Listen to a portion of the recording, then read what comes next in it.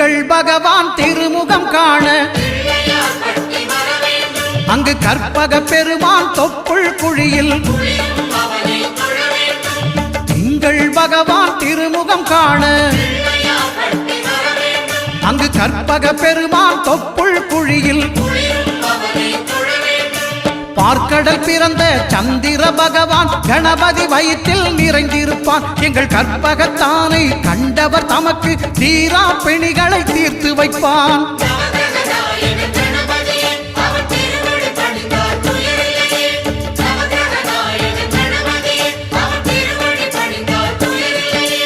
ஒன்பது கோளும் ஒன்றாய் காண